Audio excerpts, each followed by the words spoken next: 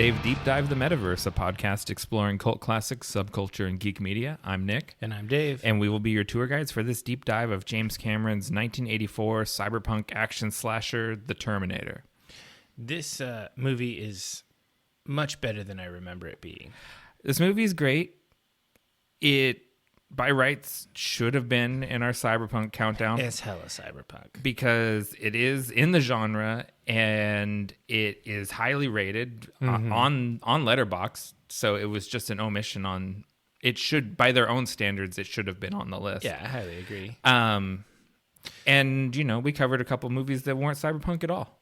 So, yeah. But... here we are. We're making up for it. We're deep diving it now, and better late than never. So this movie was very successful at the box office. It was made for $6.4 million, which is nothing. It's basically peanuts, especially when you consider how much of that went into the effects budget and all the puppets and all that stuff.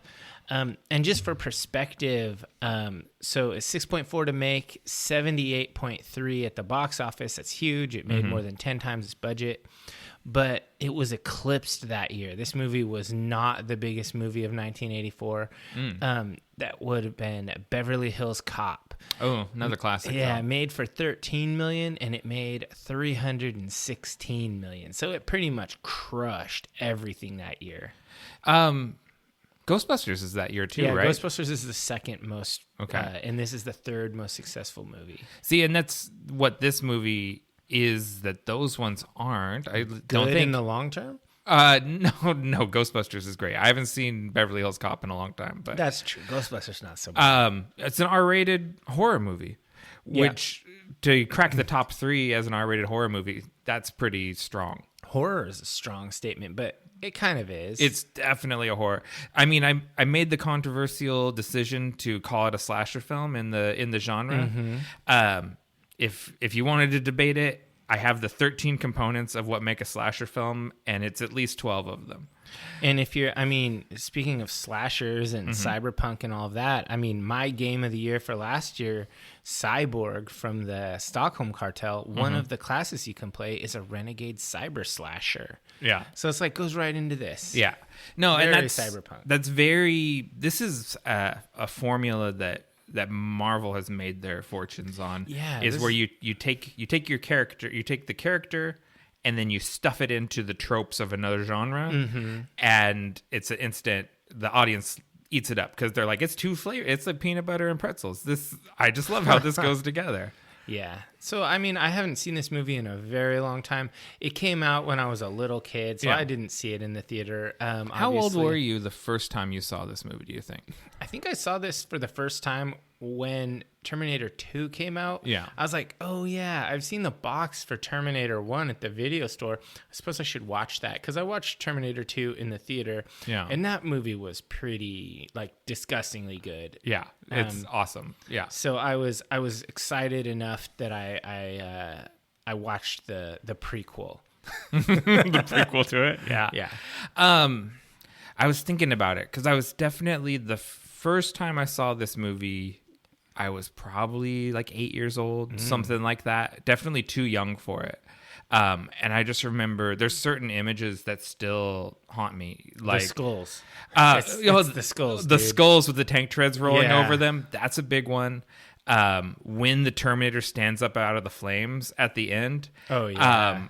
And it was I just remember that as such even fire doesn't kill it. Yeah, the endoskeleton is strong. Yeah. Oh man, that scared the shit out of me. And the thing that really stuck with me forever is him pulling his damaged eye out. Where he takes the X-Acto knife and he punctures the eye and then pops it off. Yeah, that's some good effects work right there. It is, and I don't know. Maybe that's why I'm afraid of contact lenses. That whole scene really traumatized me as a little kid. I can see that. And then the next time I saw it was probably closer to T2 coming out. But I saw it twice while I was, certainly under 17, which is how old you're supposed to be. Yeah.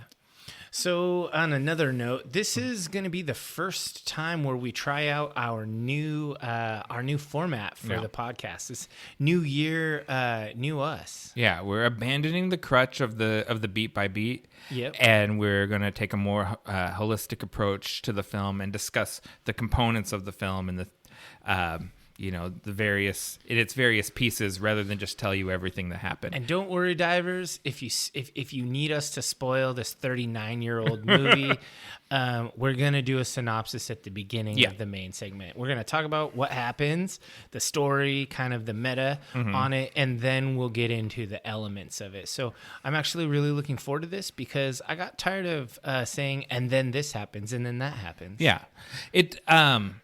There was a few times where I thought watching the movie, it's like, oh, I'd like to do that transition or whatever. Like there's a room for a joke there, but then ultimately I think this is going to be a more listenable format. Yeah. So divers, stick with us. If this seems a little rough, we'll perfect it. I feel like I feel like we got the old format to its highest form, and we just want to do something better than that. Yeah.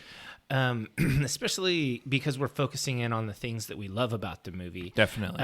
We will still have the segment where I get to trash on it. And then Nick will say something minor. He's like, there was a supporting actor that turns out to be a jerk, or something extremely minor. But I will still shit on your favorites if you're worried about that. I don't think you're going to shit on this movie. I'm going to call that right now. I do have a couple negatives, though. Okay. Oh, good, because I don't have many.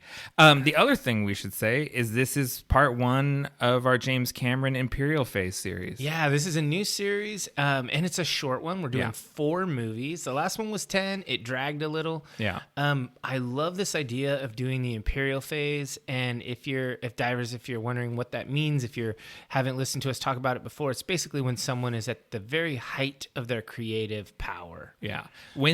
For a filmmaker, it's when they make the movies that define their career. Yeah, and with a band, it's like if you talk about a band's perfect run of amazing albums, like Ride the Lightning through the Black Album or something like that. The first 4 Black Sabbath albums, first 4 Led Zeppelin albums.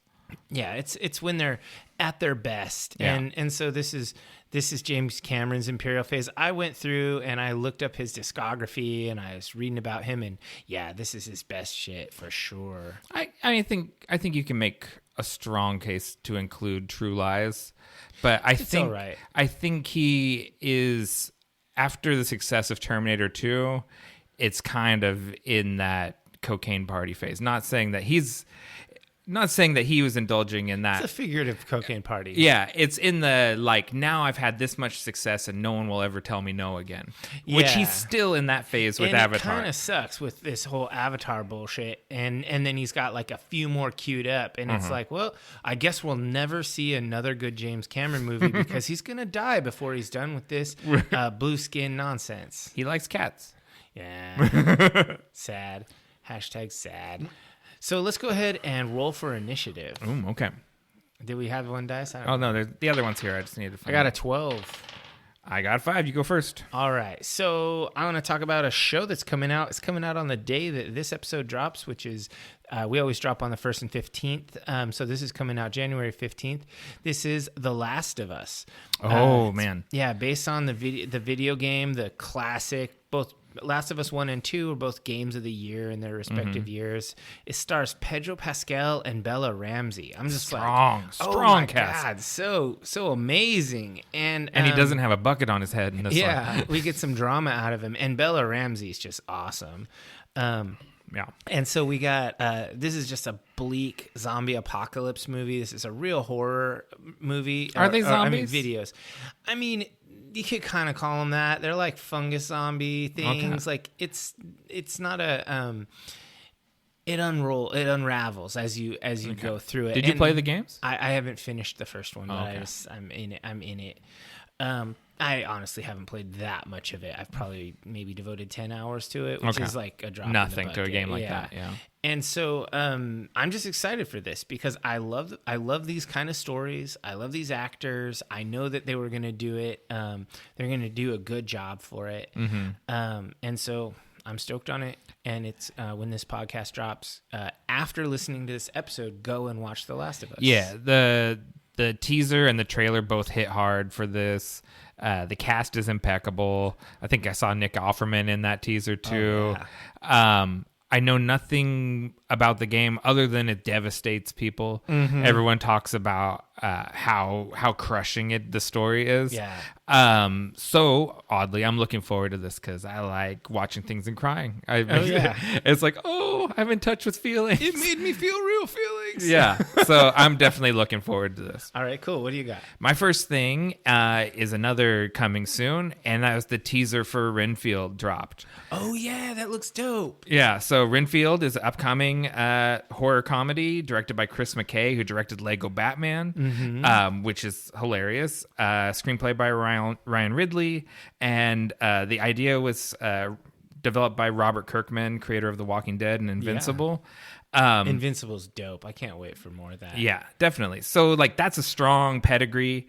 And it stars Nicholas Hoult as the titular Renfield and Nick Cage as Dracula. And he is like this perfect hybrid of Bela Lugosi and Christopher Lee. Dude, Nick Cage kills. Yeah, when he does the Christopher Lee like Fang Bear thing at the end of the trailer, and I was like, oh, fuck, I'm sold on this. Yeah. Like, I kind of was like, oh, wait. It's a sort of an action comedy. I don't know if I like it anymore. And then Dracula shows up, and it's like, okay, I'm back. When all I had to see was Nick Cage's Dracula, I was like, I'm in. Yeah. Just like immediately. I saw some on-set photos of him, and he reminded me so much of late in life Bela Lugosi. I was like, oh, this is good. This is going to be really good. And Awkwafina is hilarious. Ben Schwartz is hilarious. Everything about this looks good to me, and I'm just as a huge fan of the Universal monsters, and they've bungled these properties over and over again. I'm so happy that maybe Universal is going to get a win for the monsters again. Heck yeah. Invisible Man was good too. That was my movie of the year in 2020. So nice. Universal's they're finally figuring out what they have the rights to, like, the best monsters in the world. Yeah, it's crazy. So my next piece is actually a piggyback on yours. Okay. Nick Cage was doing an interview for this movie, and he was asked a question about teaming up with Pedro Pascal in a future project or something, like maybe go to The Mandalorian or something, because they were in that movie, that buddy comedy together. Yeah, I haven't watched that yet. I haven't watched it either, but supposedly it's really funny. Yeah. Anyway, they were like, you want to go and join Pedro on that thing since you guys have so much chemistry. And this is what he said. He said, I'm a Trekkie. That's where I roll. I'm not in the Star Wars family. I'm in the Star Trek family. Not interested. What do you think? If you're that's bold, right? That's bold. That's to be like, hey Disney, fuck off. Yeah. I'm a movie star. I don't need your filthy money. I'm a Trek boy. I'm into making less money. So where do you fall? If you could be in one universe or the other, do you want to be immortalized, forever remembered as Nick, who is a bounty hunter or whatever in Star Trek, or do you want to be a Star Wars, or do you want to be in Star Trek? What's your thing? My preference is strongly in the Star Wars camp. That's if I was going to be acting in one of these things. Yeah, I definitely would rather be in a Star Wars thing than a Star Trek. I mean, thing. everyone would rather live in Star Trek. Yeah, that's utopia. Yeah, that's my leftist utopia. That's the future liberals want. Yeah, for sure. Is Star Trek. If I was going to be an actor in one of these, I want to be a Mandalorian. Yeah, I want to be. Oh, in the bucket, huh? You want to have I want to be or I want. You could be in Death Watch. They take their helmets off. Yeah, I want to have the cool ass armor. I mean, and what's her name? She takes her helmet off all the time. Yeah, Bo-Katan. Yeah, but I want to be one of Bo-Katan's people. Like, I want to be in her crew. Yeah. The chill Mandalorians. Yeah. Which is not very chill because they're Mandalorians. Yeah, they're dicks. I'm a dick. And so I could be one. The one Star Trek series I would cross the line though for is Picard because hell yeah. I would definitely I'd be honored to serve under Captain Picard. Yeah, that would be dope. Yeah, but otherwise it's Star Wars all the way. Yeah, I mean, you wouldn't want to be a Klingon or something cool like that. I hate face makeup. Oh, okay. Otherwise, yeah, I'd be totally into that. I could be like one of those season 1 Klingons where they. Oh yeah, just a little bit of brown paint. Yeah, and I that's just it. some bronzer. All right, so what's your next thing? Okay, my next thing is former Sex Pistol John Lydon entered in Eurovision. He entered a Public Image Limited song called Hawaii in Eurovision, and the band is inexplicably representing Ireland. What? John Lydon is an American citizen, born in London. I looked up all the current members of Public Image Limited. All of them are born in England. None of them are born in Ireland. John Lydon's parents were born in Ireland. If I was an Irish musician who got edged out of the Eurovision competition by Public Image Limited, a band that I'm a big fan of. I don't like John Lydon. I think he's a shitty vocalist. Iconic vocalist. But, yeah. But this is mildly outrageous, I think. I mean, I don't know if the country has to sign off on it or whatever, but I'm just like, you're not from Ireland.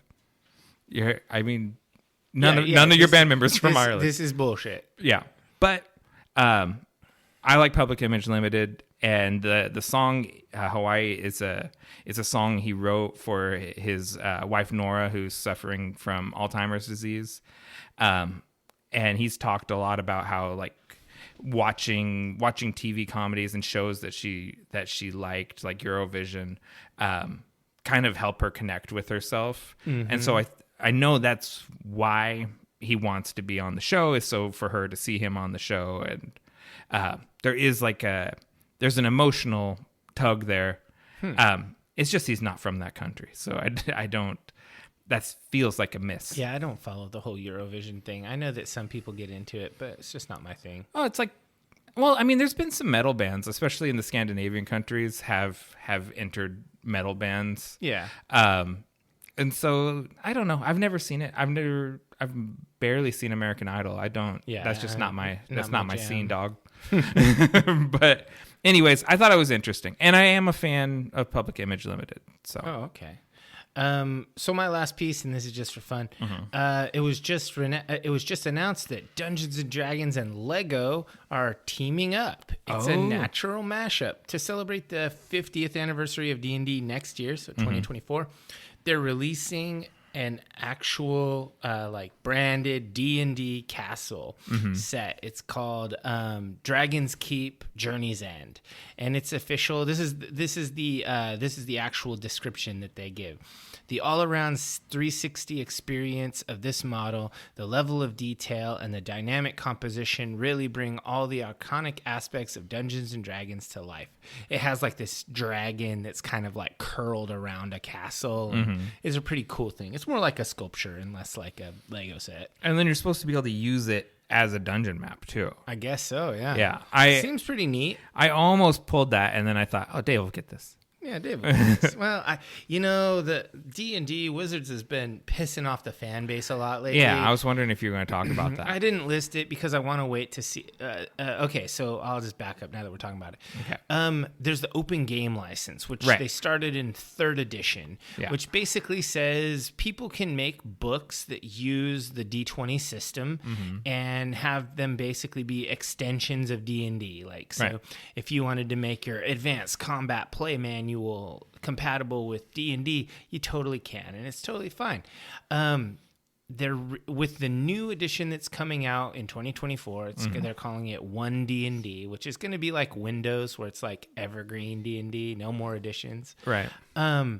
They are revising that open gaming license, and they're making it so that and they're trying to backwards revise the old one. So basically, if you want to publish under it, you have to pay. You don't have to pay, but you have to submit your stuff to D&D and list and credit them and blah, blah, blah. There's a whole bunch of restrictions that were never there before. Right. And they're pissing all the small independent creators off. And so recently... or actually today, D&D on Twitter tweeted, they said, we have a response coming. Basically, everybody's getting outraged based on a leak that wasn't actually even the published new open gaming license. Yeah. That was a draft that hasn't been run through lawyers and whatever. So people are getting pissed off over a leak, and so D&D is going to respond to it, and I assume change the open gaming license to make people less pissed off. And I have kind of two feelings about this. One is that it's cool to have third-party content. Right. I barely ever use it. I buy it. I don't always use it. I'll use a little bit of it. And so it's cool that it can exist. But on the other hand, I also kind of understand that we live in a capitalist society. They own the game and the system. Other people are making products at their sufferance, basically. It's like, I don't know. It just seems sort of like other people are super duper entitled to other people's intellectual property, even though it's a big corporation that we all can love to hate and we like to root for the little guy. At a certain point, it is, write your own game. Yeah. Do your own thing, like Morkborg. Like, if you don't like the big guy, make your own thing. Right. It's it's complicated. It's one of those, the home brewers are a big part of what is cool about the role-playing community. Yeah. I'm a home brewer. I mean, big time. But it becomes something different when you start selling books. Yeah. You know what I mean? And so they do have the right to protect their copyrights and protect their brand integrity. But that's such an integral part of role playing. It's hard that they opened the gates and now they want to close them. Yeah. Had they never opened them, like they back in second edition and all that, had they never given people the open gaming license, it'd be very easy to just keep going. But they let the genie out of the bottle. Yeah. Getting it back in is going to be a challenge. It's going to be a big challenge. Okay. Yeah. So I'm glad I did want to talk about that, but I figured you would get it. But you were wisely waiting till it shook out more. Yeah, I wanted to see if they actually just drop, kind of drop it and go drama free. I don't know. I'm sure it'll be one of those compromise solutions that pleases no one. Oh, yeah. You know. Wizards will be like, we're still not monetizing. And the game creators are like, they're fucking tyrants. Yeah. All right, so my third item is Copenhagen's legendary restaurant Noma is set to close next year, and it's going to reinvent itself as a giant lab. So Noma, if you don't know what that restaurant is, you probably have heard of it. If you watched No Reservations with Anthony Bourdain, I saw that episode and stuff, you know what this is. And so the chef there is, God, what's the guy's name? I'm just going to stop you here. Divers, if you haven't watched every episode of No Reservations, stop listening now to this. Go watch every episode and then pick up because it's so good. Yeah, I'd go back even further. And what's the kind of the precursor to No Reservation? It was like a chef's journey or something like that. Something like that. I've watched all the Anthony Bourdain stuff. He's such a watch a chef. Read Kitchen Confidential. Yeah, Kitchen Confidential. Watch a chef's journey. Watch No Reservations, and then what was the one on CNN? Yeah, and then he Parts had Unknown or something. Parts Unknown or something like that. Travel show. Very good. Yeah. Anyways, Rene Redzepi was the chef at Noma, and well, I guess he still is. Rip. And so he's a pioneer in what they called New Nordic cuisine, which was hugely influential here in the Pacific Northwest. It's that farm to table, locally sourced and foraged and all of that stuff. Fresh, local, natural ingredients. There's a big Nordic vibe influence here Yeah. in general. People love that style. Yeah, because there was like something here where it said like the current menu at, because it's like a prefix menu. The current menu is something like reindeer served on pine boughs, and like it was just very like you could imagine a restaurant in Portland doing it for sure. Yeah, and so anyways, R.I.P. Noma. Redzepi basically says the fine dining experience as we knew it 20 years ago just doesn't work going forward. The $500 prefix menu, and so they're rebranding as a food lab, and they'll still do pop-ups and stuff, but it's more about innovation and new ideas and things like that going forward. But probably I never would have gone there anyway, because I've never done a $500 tasting menu. But I did always imagine I'd go there. We did a thing like this about that price too in Tokyo. Oh yeah, and it was pretty sick. Yeah, I can imagine why people wouldn't want to do it that much, but once in your life, you got to. And this is multiple times credited as being the best restaurant in the world. Yeah, but like that doesn't just happen. You really have to have something. And rebrand as like a food lab or whatever. This is just when you've had so much smoke blown up your ass and you have so much money, you can just make stupid business decisions. You're like, well, it's retire or do something wacky. Yeah. And so they're choosing to do something They're wacky. doing wacky. It's like, I mean, this is when avant-garde, it's beyond sensible. Right. It just makes no sense. They're like, we're only going to work with beanie weenies from now on. Like stupid shit like that. I don't think that's where they're going. I don't think they're going in the Vienna sausage. That would be hilarious if they became a Vienna sausage food lab. We're trying to make better canned cured meats. I bet you they could. Yeah, well, they probably could make like little reindeer weenies. That would be insane. All right, so that's it for our news segment. What about podcast fuel? What are we drinking? Our podcast fuel is Herter Morchel. Forgive my Deutsch, ist nicht so gut. It's an Austrian Euro dark lager, 5% ABV. This is in honor of the Governor himself, Arnold Schwarzenegger. It's a European Beer Star winner. It's silken slate color with plenty of crimson highlights, rich and toasty. Herter Morchel is an incredibly well balanced with notes of fresh baked bread, rye, and caramel. Yeah, this is kind of a bready dark ale. It's good, or dark lager. Yeah, it's tasty. I like it. I think it's probably not super fresh, but then they shipped it across the ocean. So I was looking at their tap room and everything. They look like they have a really cool setup. If I find myself in Austria, I definitely want to check this out. 1270. Yeah, because I'm an enthusiast of German beers, and there's a whole like world of Austrian beers that I haven't even dabbled in. So, and then Belgian beers. That's the shit right there. Belgian, yeah. I mean, every country in Europe. We should go to Friesland and have some beers there. There's only a couple breweries in Friesland, but I would love to go there. Very much. Yeah, I mean, you are more Frisian than me, but I've got a bit.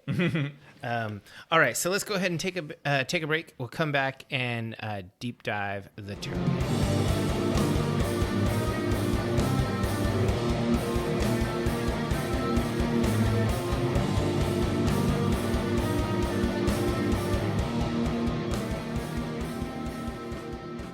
Welcome back, divers. Let's dive into The Terminator, 1984, directed by James Cameron. My synopsis is: college student and part-time waitress Sarah Connor discovers that she is the holy Madonna of a future war between man and machine. Destined to be the mother of the leader of the human resistance, Sarah is caught between the competing missions of a freedom fighter sent to protect her and the relentless killing machine sent to exterminate her. I mean, that's a pretty good synopsis. I think I would describe it in much simpler terms that this lady is this is a slasher movie. The Terminator is a future cyborg assassin sent back to kill her because her son is a general in the resistance, and so her son sends back a guy to help her and protect her. Turns out that guy becomes his dad. Yeah. So it's a closed loop. It's a closed loop. If he hadn't done that, he wouldn't exist. So who knows? Anyway, it's basically this is a running chase movie, almost the whole movie. We learn about really cool. I mean, you strip it down, and this is just a slasher movie. But if you add all of the flashbacks in, there's all this stuff about the artificial intelligence, Skynet, that basically has a nuclear holocaust in the world, and they're hunting down the remnants of humanity. Yeah. And it becomes kind of a bleak post-apocalyptic slasher movie. Yeah. That happens pre-apocalypse. Yeah, it's so James Cameron, the movie he did before this is just a terrible B movie called Piranha 2. I watched it the other day just to kind of see. I read the synopsis and was like, pass. Oh, it's bad. There's flashes of Cameron in it where you're like, man, this guy loves the water. Like it shows up in all his movies. There's flashes of his brilliance in it, but it's just a terrible movie.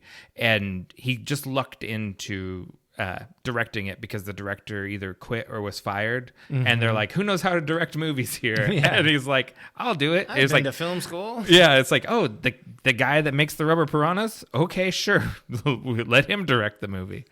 But he did it competently and made connections and things like that. While he was working on Piranha 2, either The Spawning or Flying Killers, I think are the two subtitles, he had a dream of the Terminator, of this robot skeleton coming out of the flames and coming after him with a knife. Yeah, I remember that he wrote this based on a dream. I like that. And so he had the concept that, well, a robot skeleton couldn't exist now. It'd be from the future. But I won't have the budget to make a future movie. So I need to have time travel so that the robot skeleton can come to the present day. Yeah. And it's like, that's such a simple, weird, quirky idea, but it ends up being brilliant storytelling. Like, so much so. Storytelling's the next segment. That is the next segment.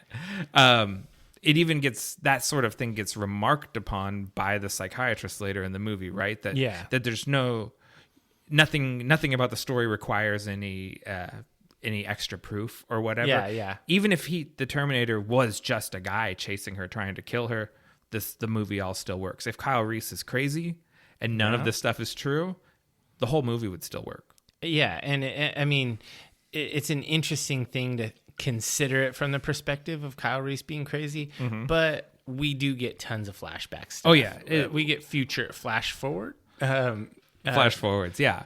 It starts with the flash forward, right? Like, the movie, and we're in the storytelling segment. Let's get into our first segment, storytelling. Yeah, because I think the storytelling instincts are right there from the start.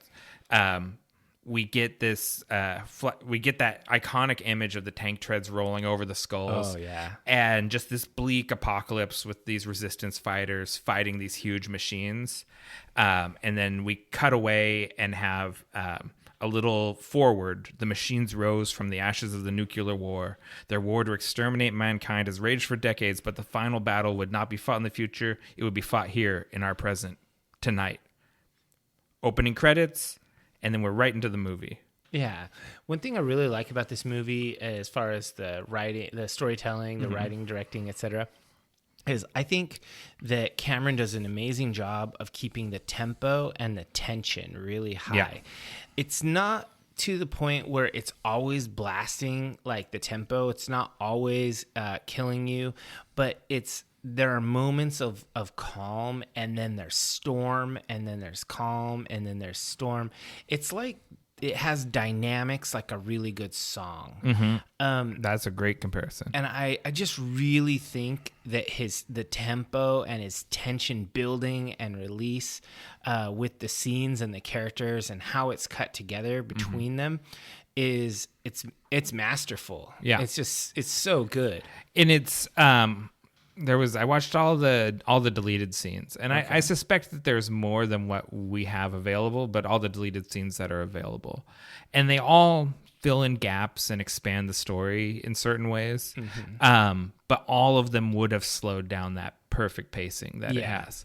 And so those are hard cuts to make. You know what I mean? As a filmmaker, where you're like, this is a great scene, and they have the Sarah and Kyle have a good interchange here, but the movie slows down too much if we spend too much time with them just like talking and building their relationship, lore dumping, and connecting. And there's a ton of lore dumping, but it's always in action sequences. So while you're getting exposited at, you're also being chased by the Terminator. Yeah, we get Kyle Reese just explaining so much stuff while they're like running or driving or hiding. Yeah. And Michael Biehn, we actually have a section on performances later. So I'll get into his performance. But one of the things I really do enjoy about the storytelling is that they don't have to slow it down just to give us more lore. Yeah, because that is a mood killer, right? Like when the guy exposits and tells When he you pushes all up his glasses and says, well, actually. yeah, let me tell you about the future war, and goes and dumps all this stuff out, but you accept it because like they've got Schwarzenegger on their ass through the whole thing.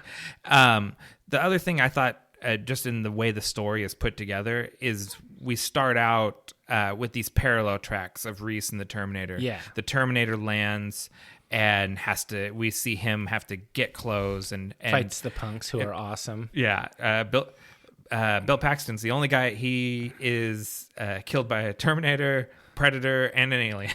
Oh man, that's awesome. It's quite a trifecta. Bill Paxton is always good. Yeah. So we see how the Terminator handles all of that stuff. And then we see Kyle Reese kind of go through the same thing. And they're both coming together at Sarah. And then we get kind of a little bit of like both of their introductions are both at night. Then we cut to Sarah and she's like riding her little scooter. Yeah, going it's like a breather in the tempo. Yeah. And like the sun is out and it's very upbeat. And you know that these two guys are coming for her, and you know that the Terminator is a bad guy, but it is not clear that Reese is a good guy at all. He doesn't seem very good. Like he rolls a bum and takes his pants. Like, that son of a bitch took my pants. Yeah. Oh man, he's going commando in bum pants. Oh. It's really God. What's worse, going commando in the drunken bum pants, or also stealing the guy's underwear and wearing those too? Well, luckily the bum had long johns on. I thank my stars when you see him and he's got his long johns on, that there's not just bum dong hanging there. And oh man, and let's talk about those incompetent cops. Oh, they're the worst. Because Reese gets a jump on one of them, takes his gun, and then he just busts into that old department store, gets the fresh Nike Vandals with the ankle strap. Those are pretty cool. Those are great shoes. And can you still get those? Because that'd be dope. Yeah. I Google and that's one of those autocomplete on Google. It's like, what Nikes does Reese and it's like wear in Terminator? And it's Nike Vandals and the ones with the ankle strap. The strap really, it kind of sells it. Yeah, that pops. So he's got a stolen trench coat, bum clothes, and then just fresh kicks on. That's like an urban vibe right now. You could wear that to a club. Yeah, you could. And I'm like, yeah, this guy's probably an artist. Yeah, exactly. Well, there's paint all over the pants. Exactly. Yeah.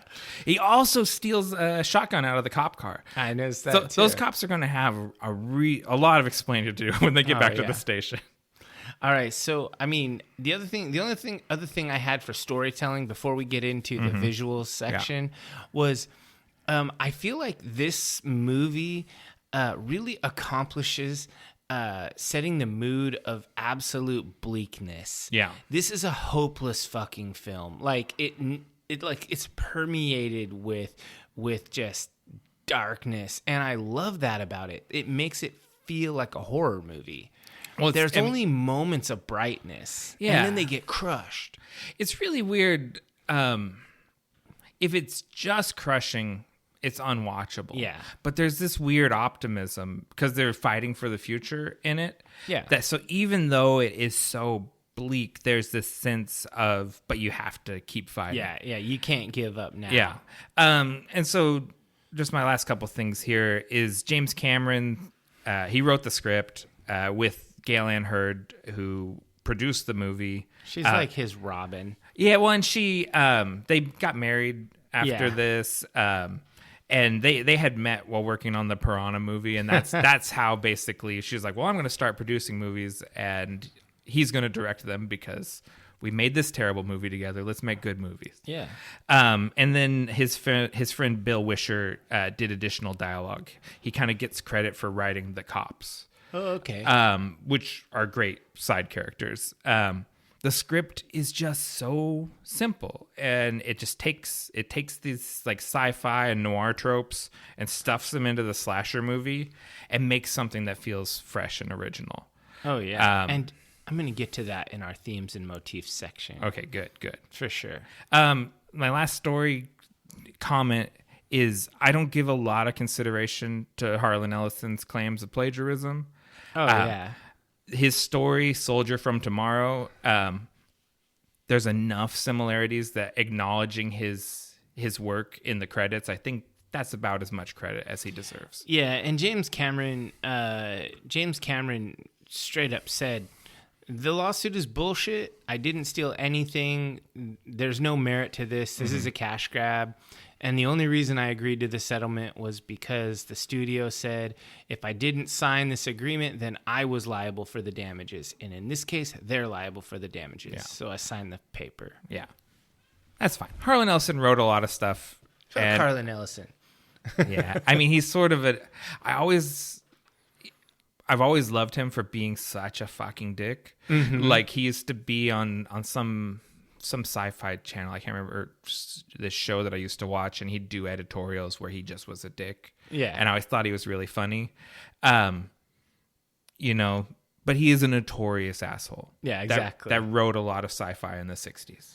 Yeah. I don't like it, the cash grab thing. Mm-hmm. It annoys me.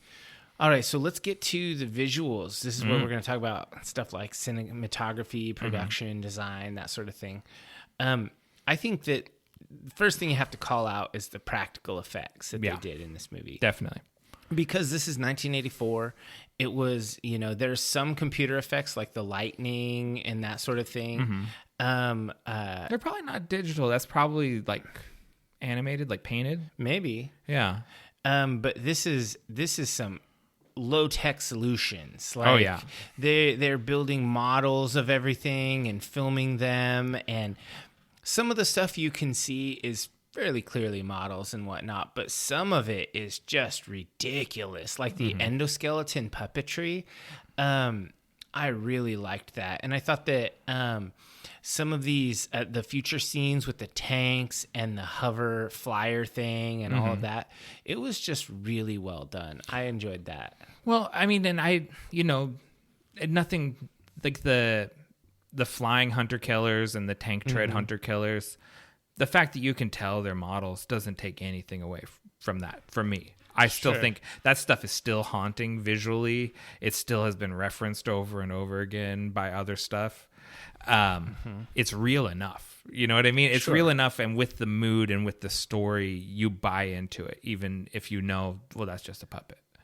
That was the first thing I wrote down too. Stan Winston's the Terminator, the makeup, the puppet, the animatronics. So much of that comes from James Cameron's designs himself. He's a prolific illustrator. Yeah. He storyboarded the whole movie. The movie had to delay their production because Schwarzenegger was shooting Conan the Destroyer. Yeah, they didn't want to give up Arnold because they thought James Cameron was stealing their movie star. Yeah. and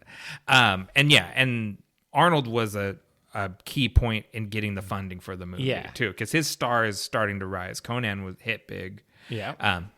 The second Conan, not so much, but the first one hit really big.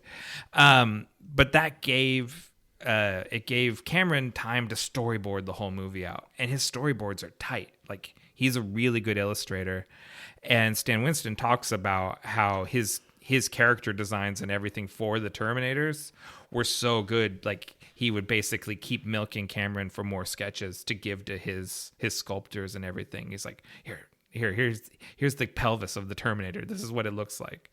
And so Stan Winston was really using Cameron's ideas to their full extent. Yeah, and I think that it was just really good. Winston did an awesome job. Mm-hmm. I feel like the opening battle scene and then all of the which is a flash forward or flashback. Right. And then all of the other flashback scenes, these visuals are striking for the time. Yeah. And I feel like it definitely conveys like an iconic style. It makes me think of Aliens, which he later makes. Yeah, it's like that's the next movie. Yeah, this looks like that, and it's really it's got that kind of like grim, gritty, dark, like Space Marine, Imperial Guard. Just like this is basically the Imperial Guard fighting the Necrons. right. Yeah. God, what game is that? Rifts? Warhammer 40K. Okay, so because Rifts was the game that I thought of because all of Kevin Long's illustrations in the Rift source books borrow like the Fields of Skulls. Oh yeah, and they like borrow the that skull face plates and yeah, stuff. all that stuff. Like the other like the other genre stuff that followed this borrowed so heavily from it. Fantasy 2 is the effects house that did most of all of that stuff. Gene Warren Jr. being sort of like the lead special effects artist on these things. Yeah. And every one of those scenes is just iconic. Like every B movie with time travel in it or whatever, or Future Wars, aped this for the rest of the 80s and into the 90s. Yeah, I think that it was really cool. I really liked those parts, and I think it lent to that storytelling idea of this being grim and dark. And then another point that I had was I love how the camera angles are chosen.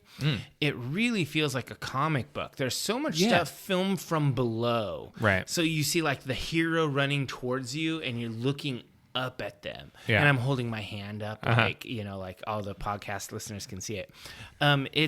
It's got this highly considered point of view, and it's throughout the movie.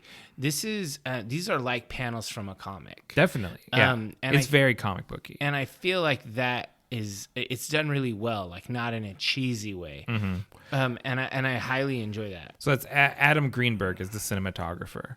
And he's had an illustrious career. He's done a bunch of other Schwarzenegger movies. Like, so I think probably Schwarzenegger liked him. Like and, the way he looked. Yeah. He's like, I like how you film me from down low and I look so massive. He does look huge, like superhuman. Yeah. Yeah. I mean, and that's, the inside of the Terminator is slowly revealed over the course of the movie. But Arnold himself, 1984 Arnold, is already scary enough. Yeah, he's believable as an unstoppable killing machine from the future. Yeah, Just without seeing that he has a metal skeleton. Yeah. And so thinking of that scene, Hilary Wright's costume design is really strong. The opening scene with Bill Paxton and his droogies up at the Griffith Observatory. Oh, yeah. They look like real punks. Like, yeah. they don't look like over-the-top cartoon punks. They don't look like I've never seen a punk before, and this is how I imagine they dress. They look like real street dudes for the most part. And I love the outfit that Arnold steals. Yeah, it's a M65 field jacket, customized with a leather collar, studs on the back, and like a motorcycle drive chain over the shoulder. Yeah, that's pretty cool. Yeah. And then the like the ring boots with like the chain across the top. That's punk. Yeah, it's pretty tight. And then later on, we never see where he gets it, but he gets a Shot Brothers Perfecto motorcycle jacket, even tighter. Yeah, because that's the iconic. That's the jacket he's wearing on the cover of the VHS tape. And the gargoyle sunglasses. Like I said, Reese's Nike Vandals, Sarah Connor's Guess jeans, like all the costuming. It's so 1984. It's like this perfect time capsule. Yeah, I like that it feels stylish and modern for 1984. It doesn't feel like, just like, I don't know, like late 70s, mid 70s, just like stuff that people could have worn because, but it actually feels like those characters would have been fashionable in that moment. Yeah. They seem like Sarah seems like a pretty cool college chick, and her roommate Ginger maybe just a little cooler, like Yeah. more hip than her, because Sarah gets stood up, Yeah. so she's a little more of Although a that wallflower. boyfriend guy is kind of a creeper. Oh, Mark? Yeah. Yeah, he is a creep. He's like sampling the goods of the roommate. It's like, hold on, I'm going to sniff your hair and kiss you on the ear. They're college kids figuring things out. Yeah. They probably all dated each other in some combination. I'm not here to judge. I'm going with my creeper line anyway. Well, slasher movie rules. Mark, as a sexually active creeper, he has to die. Yeah, he has to die. Yeah, that just always happens in slasher movies. So I only had one more point for the visual section. Is I wanted to call out the lighting in the movie. Oh yeah, so good. I feel like it was thought out so thoroughly, because there are some scenes that are just incredibly bright and you can see everything, and then there are other scenes that are so incredibly dim. It's extremely scary. It's creepy. It's moody. I don't know. I just feel like the lighting in this movie, it really stood out to me when I was considering how it looked. Yeah. Sarah goes to a nightclub called Tech Noir early on when she's hiding from Kyle, because she doesn't know that's her savior. Yeah. And that's, it's very conscious. I've been calling the movies that we've been deep diving tech noirs for a while now. Yeah. I didn't actually realize it came from this movie. And this is where that term originates. Yeah, that's one of the themes of the movie. That's one of the main themes. And that was stated by what's her name? Gail, the producer? Gail Ann Hurd, yeah. Yeah, she said that was intentional because she wanted reviewers and Hollywood people to see that this is a genre fusion film. Yeah. It's not just a slasher film. It's something elevated. Yeah, this is intentionally a fusion project with influences from science fiction, noir, and horror all in one. And so I think they really pulled that off. Oh yeah, completely. Did you have much to say about audio? I had some audio thoughts. Okay, me too. It'd be hard to ignore audio for this movie because the music is so iconic. Like Brad Fiedel. I've been saying Fidel. There we go. He wrote some amazing synth music. I love that it's all synth. Yeah. It's just timeless. Like with the heavy beats, like yeah. like that just, and then the high pitch triumphant theme that recurs. Those are impossible to forget because they keep coming back through the Terminator movies and they're just so good. But then there are also moments that you just really, you don't think about unless you're analyzing the movie, trying to listen and look and write notes, where there's these little, like, almost, it's like frantic feeling, like synth parcels, like, and it's just like really like an earwormy, like anxiety inducing music. Yeah, the word I used was relentless, because it builds this sense of dread and the sense of being pursued. Yes. And because it's electronic, it has that, it's like, thematically, you're pursued by this thing from the future, right? Like a robot. Like, and it just, that score is so strong. And then Dave Campling's sound design on top of it. Oh, yeah. The movie, when it needs to be, is really oppressive. Like, it's oppressively loud and upsetting sounding. Like, even though I was listening to the score when I drove over here, I think it's very listenable and I enjoy it because I also listen to upsetting music. It's like, it's so good at evoking a mood and driving the emotion you should be feeling in any given scene. Yeah, I like how sometimes in the movie, when there isn't active music going, there are just low tones, like pads that are added to enhance the mood. Like the Terminator's doing something or whatever, and it's just like this. It's like this low kind of almost nearly distorted sound, and it's just this gnarly pad sound, and you can tell it's like from an analog synth, and it just sounds so rich.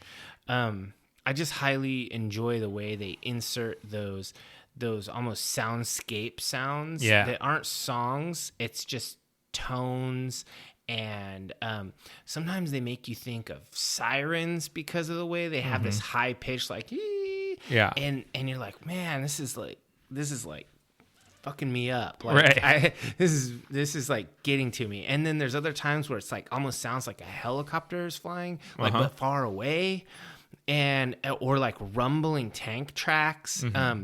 Those just like uses of sound design, they're extremely well done. I think that this movie used sound a lot better than a lot of the cyberpunk movies that we watched. It was surprising how good they were able to use sound to evoke a certain feeling. Yeah, and I was watching a behind the scenes documentary, and Brad Fiedel is talking about how, you know, he was basically, it's like a low budget sci-fi movie called The Terminator. Yeah. He wasn't really all that interested in it until he watched like a rough cut of the movie, and then he just was kept like getting more and more into it. And he's like, oh God, I hope they pick me to, because I want to write the score for this. Yeah, and you kind of, it's sort of the same thing with Stan Winston, where he was like, oh, I don't know if they can afford me, like that sort of thing. I'm the guy. They're coming after me. Yeah, and then they show him like, here's my designs for the Terminator. And he's like, oh, I want to build that puppet.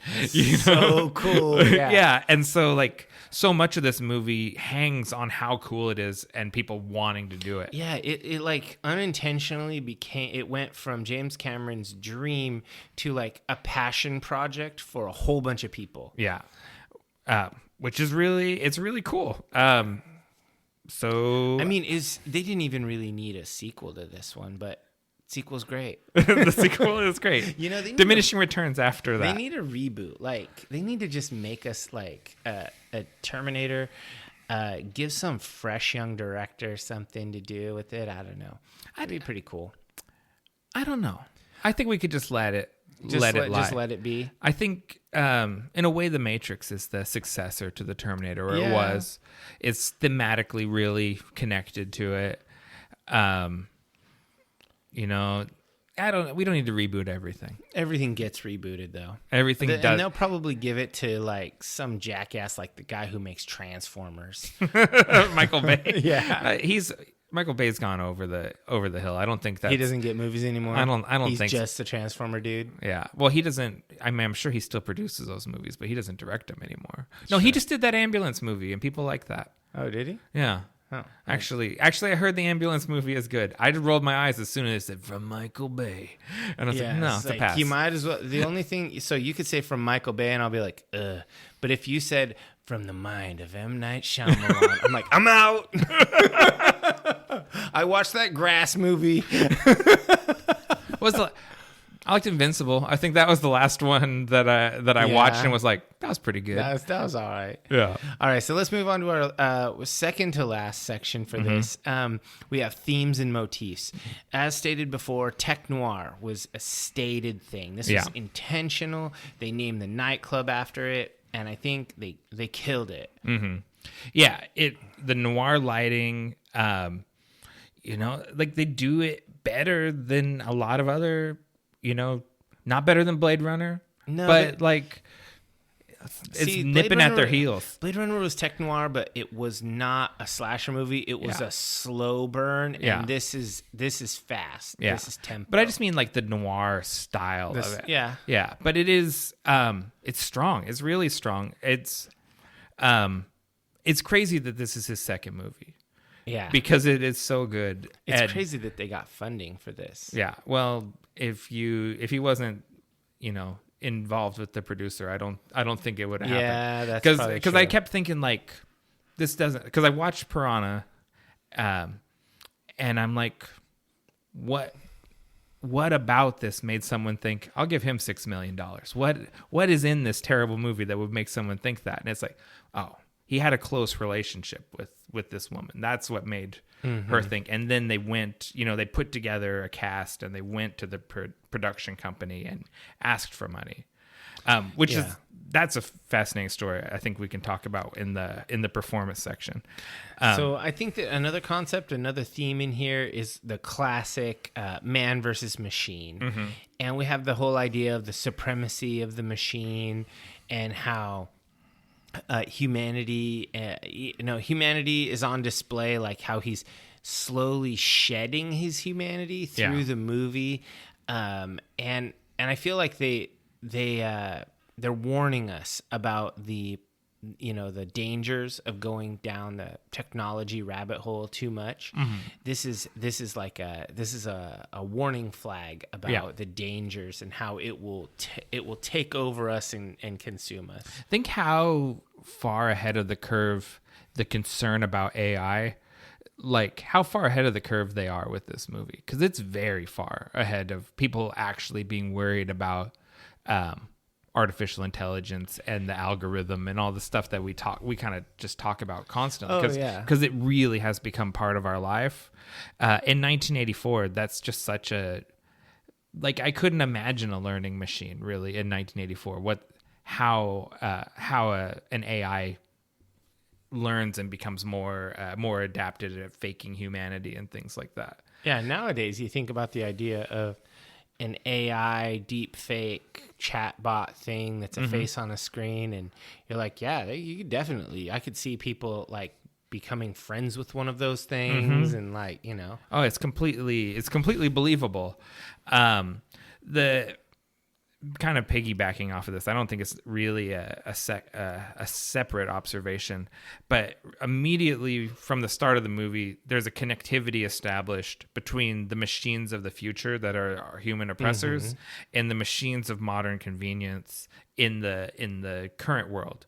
Because we go from the scene of the tank tread thing rolling over the skulls, and then we cut to the modern world, and we're looking at this garbage truck and its equipment. Yeah, and we see all these similarities, and then that's reinforced again because Reese has a flashback while he's watching like this construction site and watching the diggers and the drill machine. And everything. And so you can see how like all of these things that we're surrounded by now, these are the things that will be oppressing us in the future. Yeah, I liked how they continuously had big machinery present, and it just was sort of like an omnipresent reminder that we're surrounded by electronics and devices now all the time. In the future, we'll still be surrounded by them, but they'll be trying to kill us. They're trying to kill us, yeah. And I thought it was really... I mean, arguably, your cell phone's trying to kill you. Yeah, I it's hard to say otherwise. The hunter killer has the rotating blue light on it, like the police cars. Yeah. And I thought that was a really interesting connection, too, because it's not a very pro-cop movie. Oh, no, the cops look like complete buffoons in this movie. Yeah, there's exactly one good cop who's old and jaded, and everyone else is either incompetent or an asshole. Yeah, I mean, the guy who Lance Hendrickson plays is awesome, but he's horrible. I mean, he's a shitty cop, but the acting he's a great character. The acting is so good.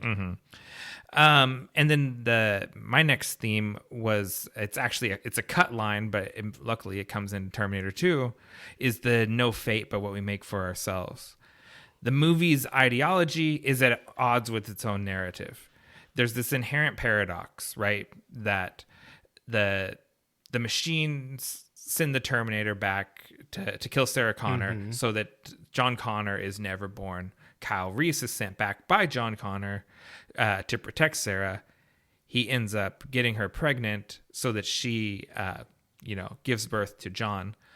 Sarah would never become the competent badass that she is if she didn't survive this harrowing experience. And so it's a closed loop. The whole thing, everything they do to stop the future is what makes the future happen. So it's almost like nothing mattered.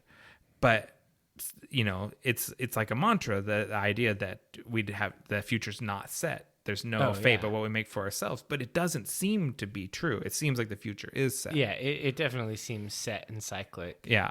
So there's actually, in the deleted scenes, it's left in the movie where they're building explosives, right? Like they're making dynamite. the whole plan is they were going to blow up the Cyberdyne facility where the movie ends up ending. And then there's another deleted scene of like, executives or whatever at Cyberdyne going through the wreckage of the Terminator and taking the processing unit out of it. And they're like, oh, this is super advanced. It's better than anything we've seen. Get this up to R&D. And so it's like literally sending the Terminator back is how the Terminator is developed. Yeah, it's the same thing as John. Yeah. So it's like, I just think that's really fascinating that it is interesting how they created themselves by doing this. Yeah. Like it's such a, I don't know. I just really like it. And I just like the Ouroboros of it. So if your boss gave you a picture of his mom when she was young and hot, would you be like, oh, I've fallen in love with this lady. I'm going to go back in time and bone her. It is really the term we use now is grooming, right? Yeah. So he sets up Kyle Reese. John Connor, he's like, dude, you need to go and do my mom because you're my dad, but I'm never going to tell you that. Yeah, it's pretty diabolical. It's really, if you think about it, it's very uncomfortable. Yeah. It's just the whole thing, like, it's like, the way they kind of revere John, like he's this godlike figure, right? And so you just imagine, your Messiah comes and puts his hand on your shoulder and it's like, here, you're a good soldier. Here's a picture of my mom when she was young. And he's like, I don't know why you're giving it to me, but it's a picture of a pretty lady. Yeah. Like, I'm going to base my whole identity around it because I've grown up eating rats and living in a hole.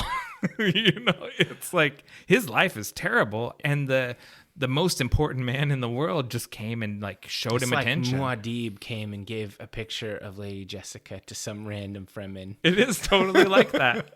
And then he's like, no, go back in time and make sure I'm born. Make sure I'm born. Whatever it takes. I'll take one for the team.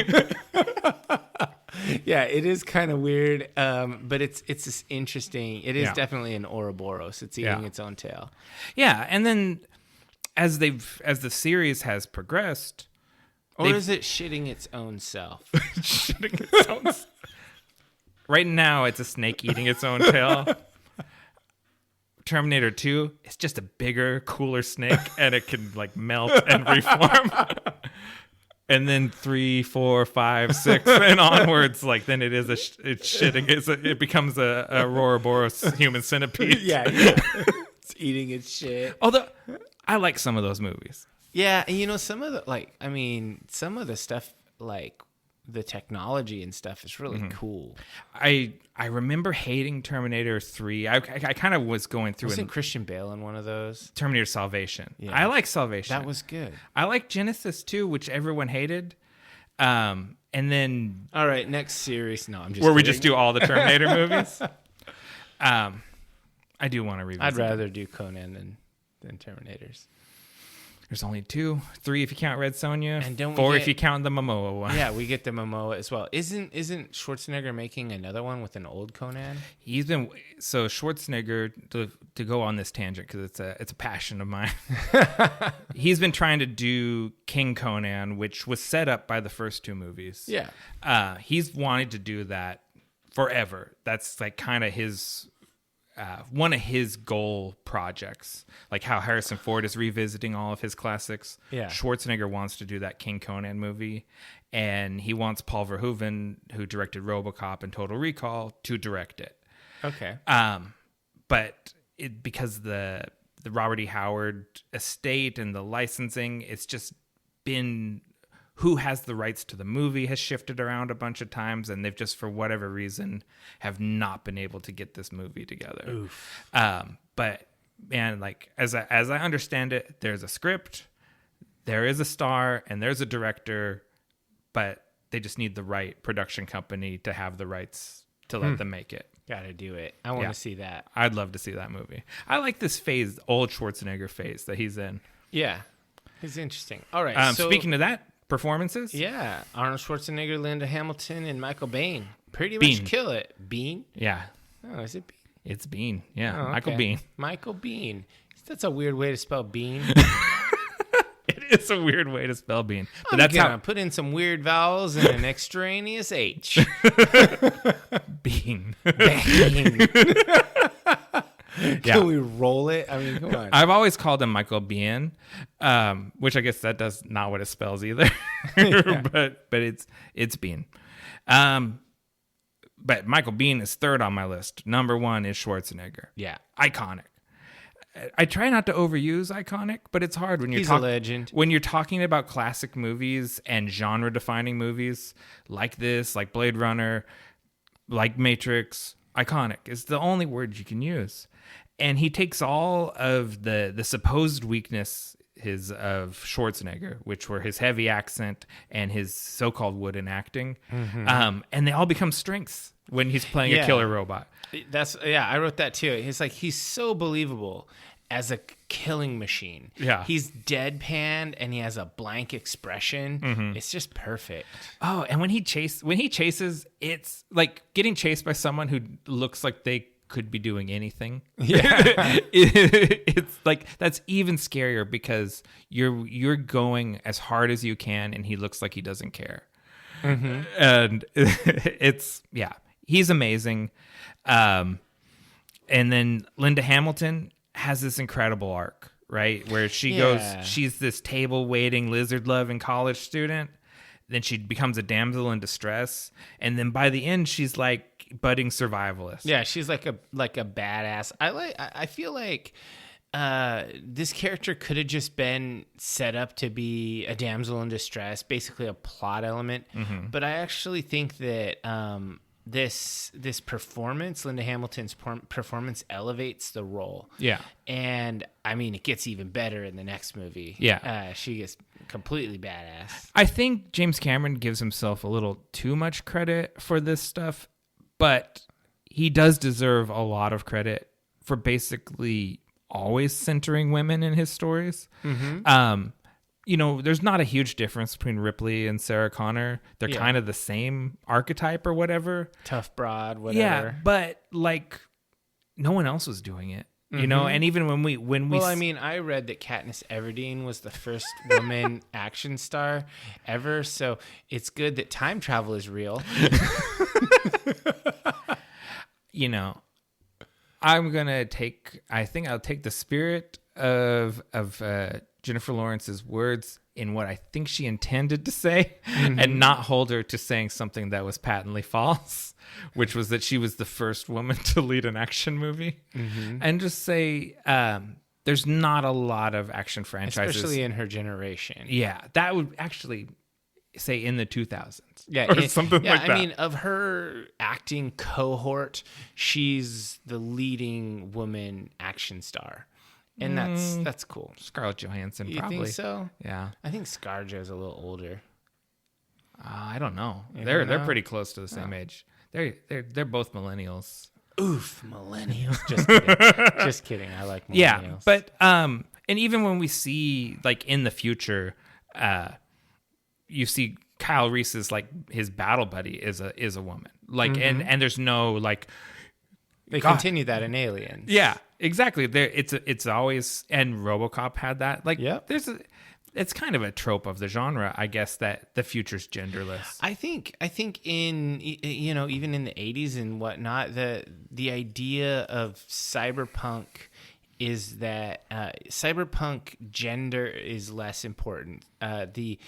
The difference between man and machine is more stark and more center stage than the difference between man and woman. Yeah, no, that's true. And I think that we're all humans here is kind of an idea. Yeah, well, it's the thing. Like Robert Kirkman said about the Walking Dead, the idea that after a zombie apocalypse, basically racism and homophobia and sexism, none of those things would matter when everything is about just surviving the zombies. Well, and I can tell you, I mean, obviously I've never been through a zombie apocalypse, not lately. No, when I joined the Army, when you're going through the utter hardship of basic training and all of that, and they're really psychologically breaking you down and physically breaking you down and building you up, there's no, I mean, the drill sergeants literally say it, like, there's no color here, we're all green. And that's just what they would say, and it literally did not matter, because the hardship and the shared experience was the most important thing. You just don't have time for any of the identity politics. And I can see that being the truth in the future. And I'm sure that whole statement is totally going to get me canceled for saying that people's, identities and stuff don't matter when hardship is involved. But it seems to be a movie trope, and it jives with my experience in the military.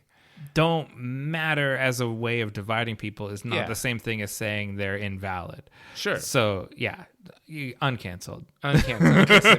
My best buddy overseas when I was in Iraq was this black guy from San Diego named Slade, and we worked out every single day together, and our identities didn't really matter, but we did talk about our cultures, you know?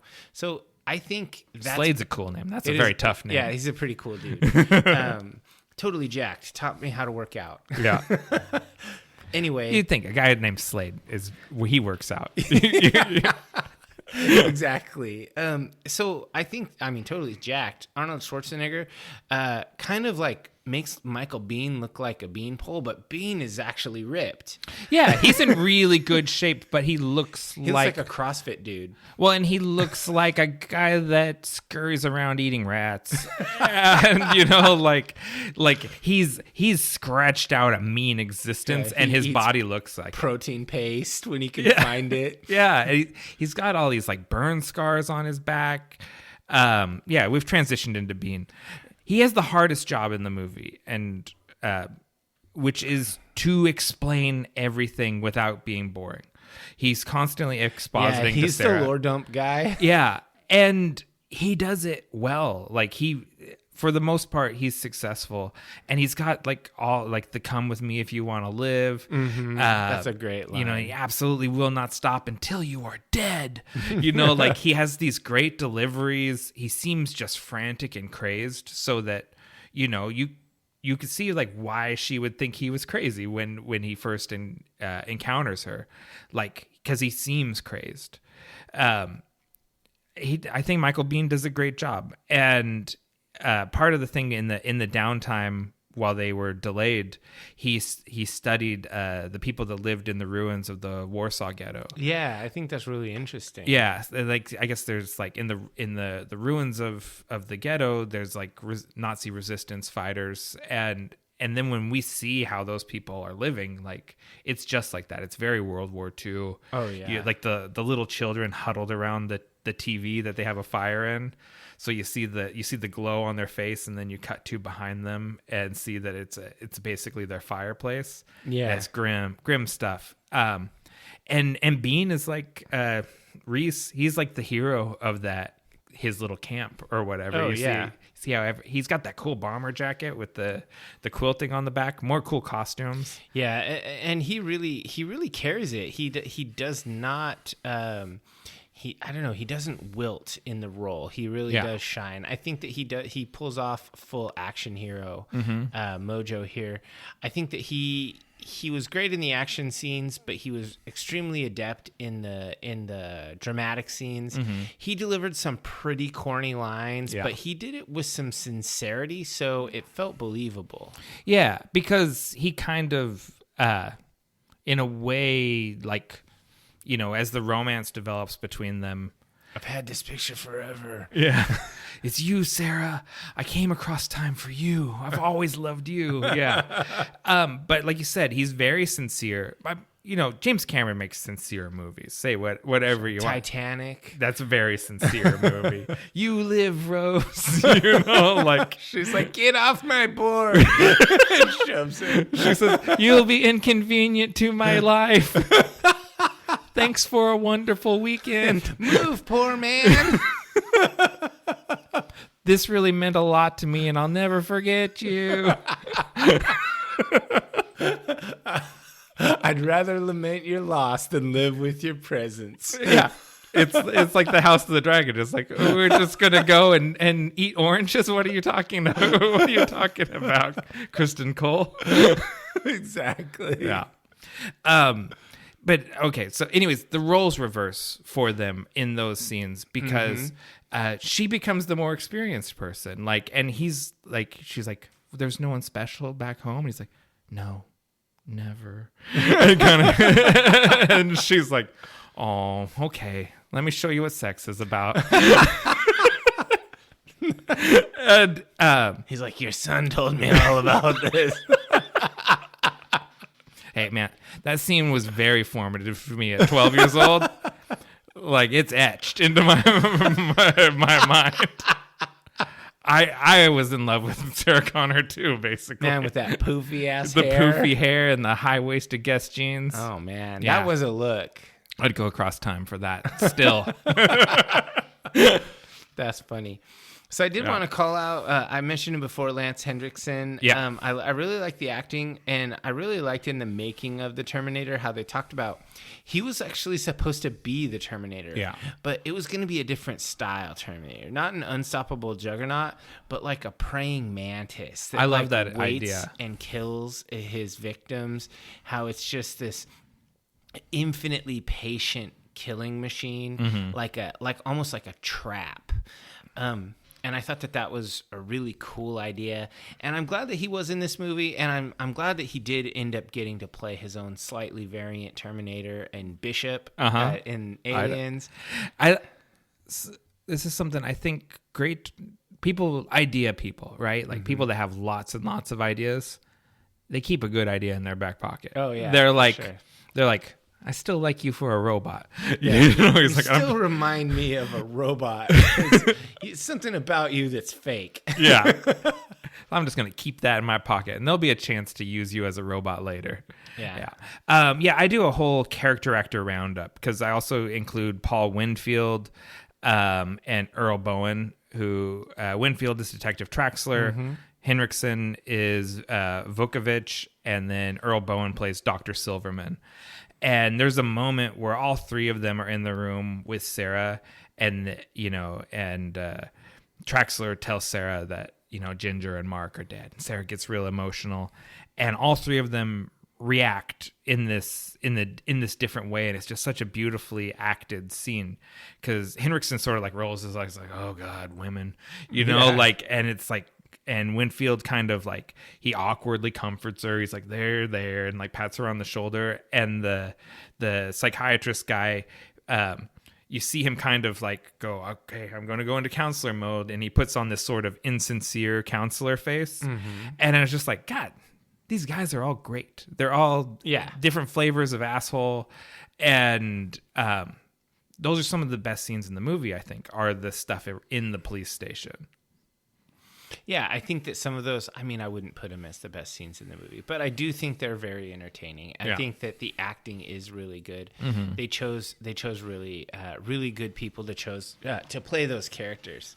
There's no stinkers. Like I didn't write down every single like character like Ginger and Mark and everything, but just like Mark, he's the stinker for me. Is not the actor. No, though. the character. The character Mark is a douchebag. He's a creeper. He's a muscle bro kind of douchebag. Don't make me mess you up, man. Yeah, for sure. So anything else for the performances? No. So I think we're at the what worked for you and personal highlights. So let's make personal highlights official. This is something you've always wanted, and I tend to brush over it and not think of one. But because it was you sent me a text with it as one of the bullet points, and I was like, all right, this time I'll have a personal highlight. All right, perfect. So my personal highlight is that middle section of the film in the police station. After they escape the Terminator the first time, they're taken into custody. They get separated from each other, which is a trope of slasher movies that the protagonists have to be separated. Sure. And Sarah really starts to believe that Reese is crazy. And then as the movie really comes down to a lull, and this is kind of dead middle in the movie, then Schwarzenegger shows back up and he has the iconic "I'll be back" moment where he goes in and he's like drives the car through. And it drives the car through, and it's like everything about that delivery is so good. Like there's a reason why that became his catchphrase for the rest of his life. Yeah. And it's really funny because he really petitioned to say "I will be back" because he had such a hard time with the contraction. He was like, "I'll," like he has a hard time making that sound. Yeah. And Cameron's like, "No, it's I'll be back." Like he was adamant about it. 3 syllables. Yeah. And, it's awesome, that whole thing. And then there's that moment, because, Reese escapes and rescues Sarah while the Terminator is rampaging through the police station. And the Brad Fiedel talked about how he wanted to put the triumphant theme in there. Yeah. And James Cameron's like, no, just keep it with the tense music because it'll give people too much hope. And we still want them to be afraid right here. And it's true. It's like, because the wind comes out of the sails and the ship just sits there while you're in the police station. Yeah. And then you're immediately back into the chase. And so for me, the police station interlude of the film is my highlight. Okay, well that's a really interesting highlight. Mine isn't a moment in the film, but it's a vibe and a style and a motif. I want to highlight tech noir. Yeah. That's what worked for me.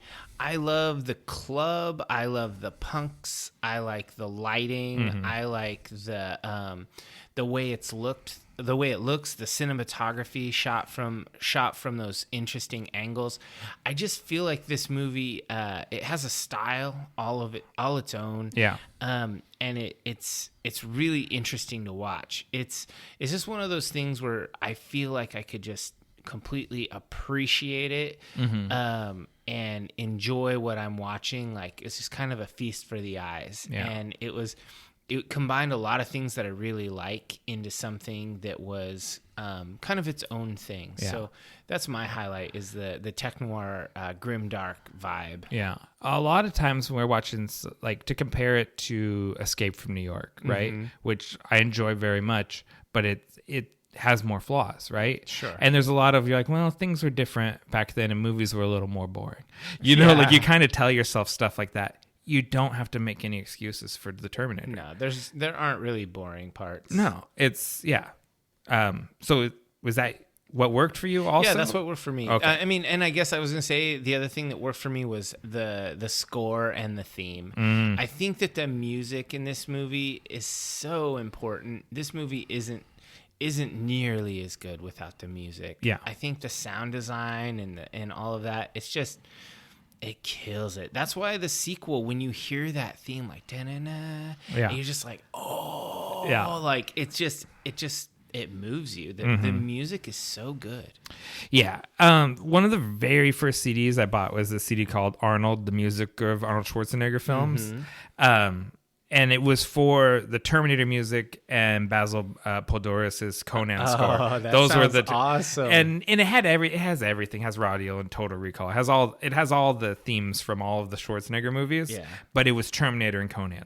That's what I came for. I was like, I love that music so much. I'm just gonna reiterate so much of what you said. What worked for me, the cast, particularly Schwarzenegger and Hamilton.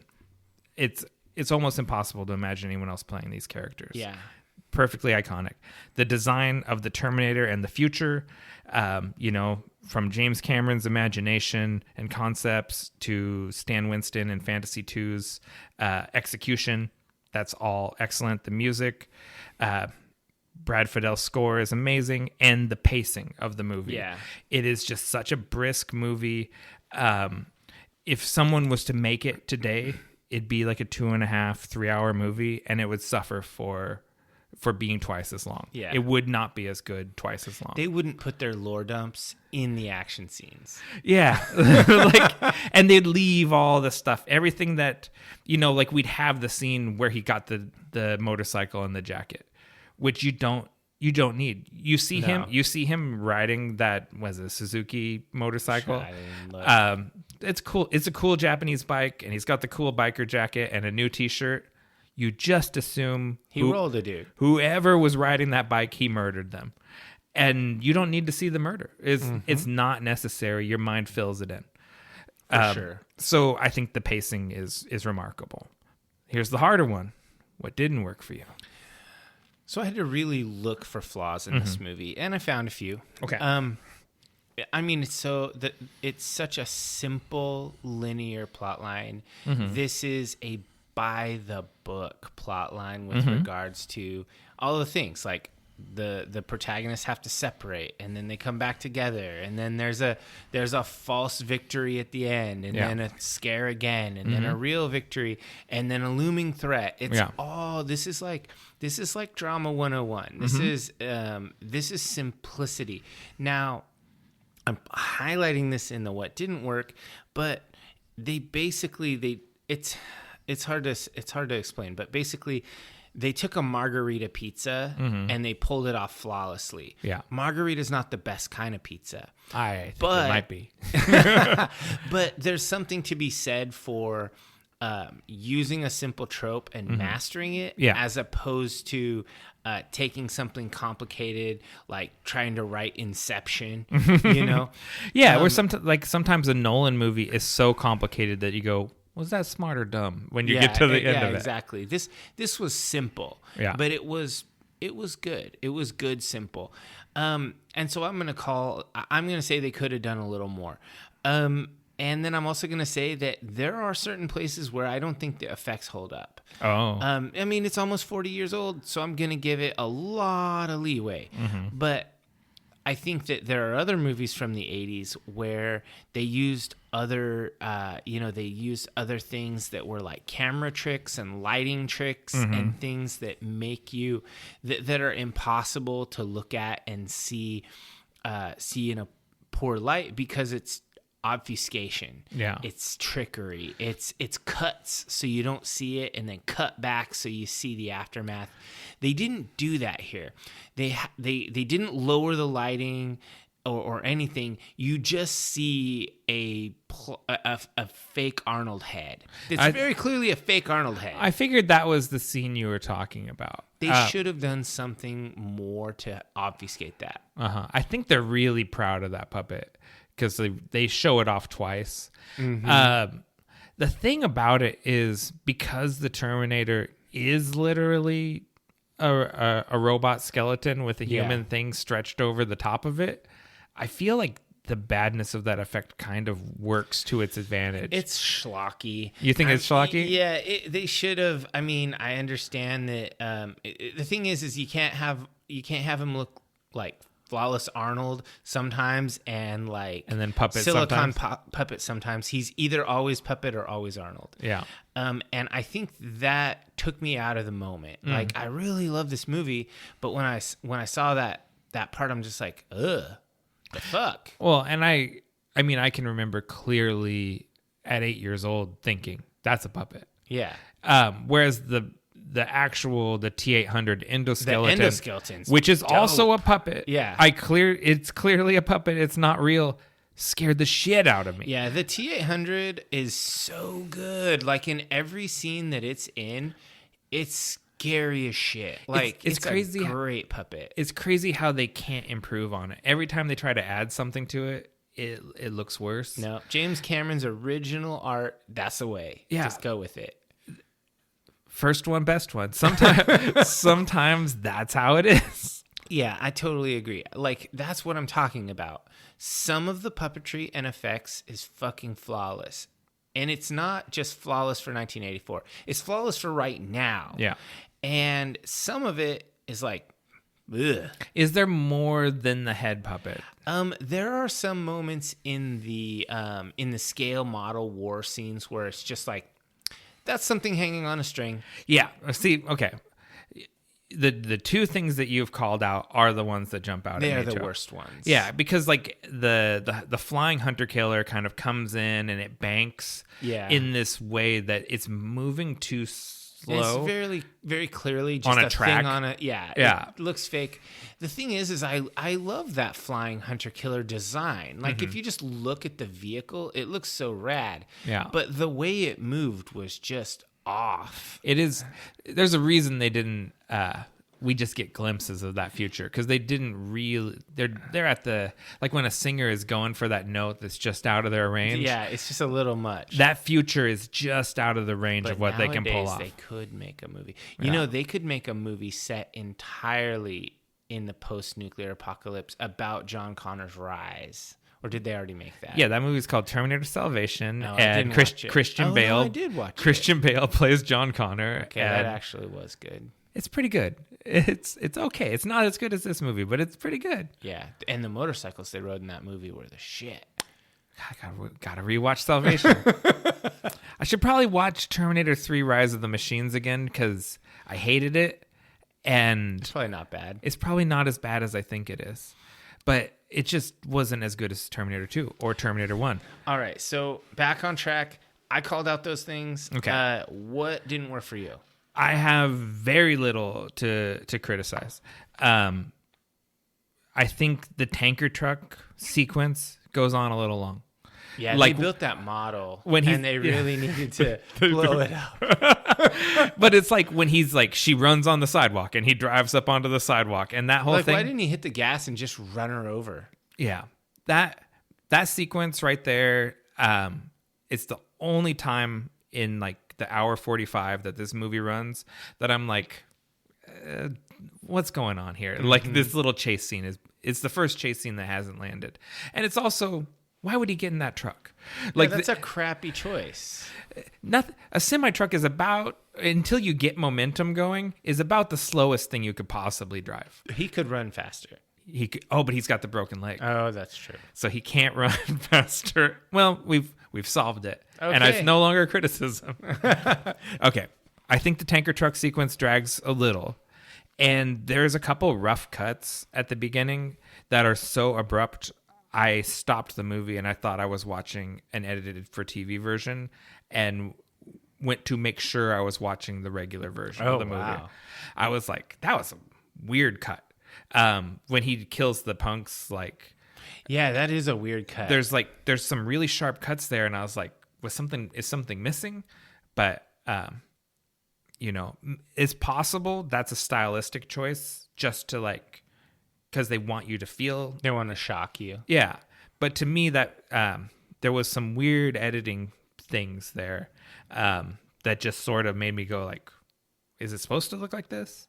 Kind of like you thought with the effects. But those are very minor. Neither of them really affect my overall view of the movie. They were just things I didn't like. All right, so I want you to give final thoughts and rating first, because I am I want to be justified, and I want to be, I want to hear what you have to say. Okay.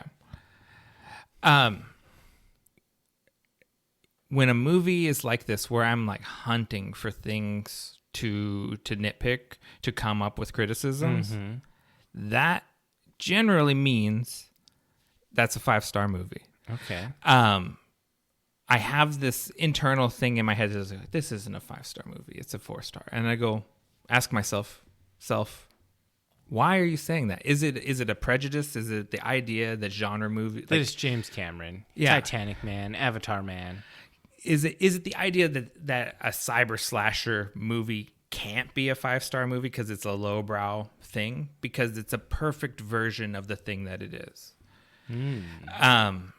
So like, say that's a chimichanga or whatever, like a perfect, can you have a 5-star chimichanga? That's true. Or is the idea of a deep fried burrito just so low class that it can't ascend over 4 stars? That's the question. That's where I'm at too. Yeah. And ultimately, I mean, I just got to follow my heart, and it's a 5-star movie. So I was like, yeah, you basically spoke what I was thinking. And the idea basically was that this movie it's got a couple of flaws, not a lot. But it's a simple movie. This isn't high cinema, but it is. But it is high cinema. It is high cinema. It's tech noir. It's fusion, science fiction, horror with drama. Think how influential this movie is. Yeah, that's true. It's in like the Library of Congress because of its cultural significance. It's one of those movies. Yeah, I was really thinking that this is a tweener. This is a 4.5er. But we don't do that here because that's for cowards. And so I was just trying to. And I would have gone the 4.5. Yeah, I would have gone 4.5 and a half in a heartbeat. But if 4.5s were allowed, you'd never have given a 5 to anything. That's true. maybe Blade Runner. Maybe, I don't know. Well, I think this sits with, okay, so if we had included this in the Cyberpunk series, which I wish we had, it would be there in the pantheon with of the top, Matrix. It would be one of the top 5 movies. It was like Matrix, RoboCop, and the 2 Blade Runners, The Matrix, yeah, and then I think I did Akira for my number 4. This would have probably bumped Akira down one and slid in there. Yeah, this is definitely better than RoboCop. Yeah, no doubt. RoboCop eats its scraps, you know, and that's one of my favorite films. But RoboCop has actual flaws that I can pick out. But this is no Blade Runner. This is no Blade Runner 2049 and no Matrix. That's true. It can't touch those movies. But since it's only a 5-star system, it's like those are like 6-star movies. Well, no. These are films that we're talking. If perfect exists, these are things that are approaching perfect. Sure. And I think for this genre that it's working in, this is almost a perfect example. I'm with you. I gave it the 5. It was a hesitant 5, but I also gave some other movies 5s that were less than this. Well, and you always you like to criticize like the Academy Awards for their genre prejudice and stuff. And so we should not live that prejudice ourselves. We should be lowbrow. Or like this, I don't think this is lowbrow just because it's not an exploitation movie. I agree. Yeah. This is really good movie, and I did have to really search for it. There's really only 2 moments in the whole movie that I don't like. And it's just and it's not that I don't like them. It's just that they took me out of it. They jump out at you, yeah. Yeah, and so I'm gonna go with it. And so IMDb gives it an 8.1 out of 10, so that's 4. Mm-hmm. Rotten Tomatoes gives it a 100, so it's a 5. And then Letterboxd gives it a 3.9. It's not even a 4, but almost. Harsh. I think that's harsh. Yeah. How dare they? But I think. You know, I went through on Letterboxd and I was looking at other people's reviews of it. There's a lot of 5s in there, and then there's a few 3s. And if you read the content of the 3-star reviews, they're describing 5-star movies. You know what I mean? Like where they're just saying how good it is, and then they gave it a 3. They gave it a 3, and it's like, yeah, that's your snobbery on display there. It's like. If everything you say about it is a positive, and then you're like 3 stars, what does it take to get a 5 out of you? What does it? It's like the movie has to give you a blowjob. Like, that's it. Never once. All right, so let's go ahead and take a break, and then we'll come back with our ending segment.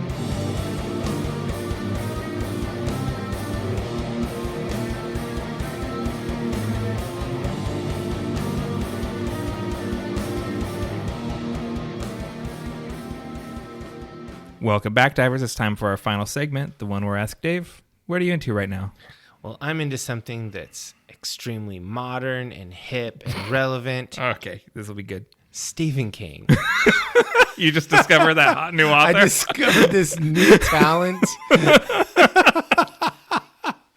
I have never listened to any Stephen King books ever. Mm-hmm. And since I last talked to you, I've gone through 2 of them. Okay. I am in the 3rd, or no, actually I take a small break because these things are heavy. I listened to the audiobooks for the Dark Tower 1 and 2, The Gunslinger, and The Drawing of the Three. They're not, they're not the equivalent of cell phone movies. Like, you gotta pay the fuck attention. Yeah. And so I'm taking a short break with some popcorn fiction, some urban fantasy. And then I'm going to go back. Mm-hmm. But damn if it's not good writing.